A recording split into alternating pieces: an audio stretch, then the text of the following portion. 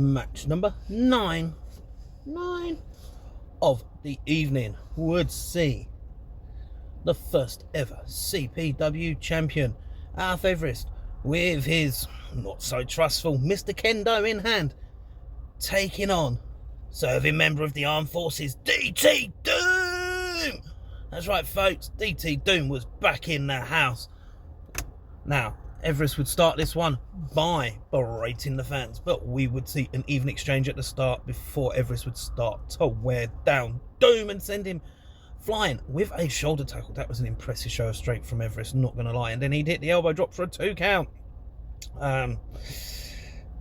You would actually see at one point, when he'd finally had enough, DT Doom would actually flip, but Everest would take him down with some more headbutts. Then DT would respond with some chops, or with a chop, but Everest would respond with a step up enziguri, and then hit a lariat and a jumping headbutt for a 2 count.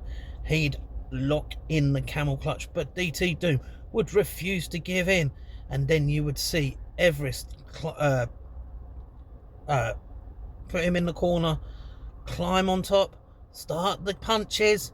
We got 1, 2, 3, all the way to 9, folks. Just as he was about to hit the 10th one, DT Doom managed to reverse it into a razor's edge to pick up an impressive victory.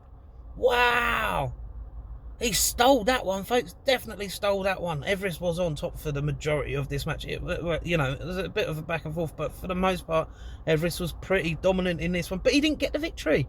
It weren't even Mr. Kendo that let you down this time, Alf. What's going on? Everest,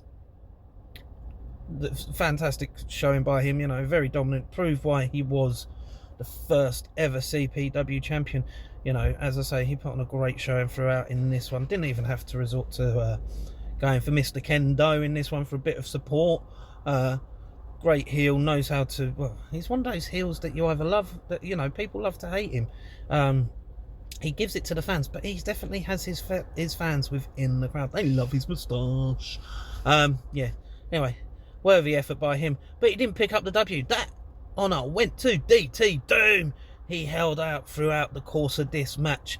He took the beating that he was getting, and he proved victorious with that beautiful razor's edge at the end.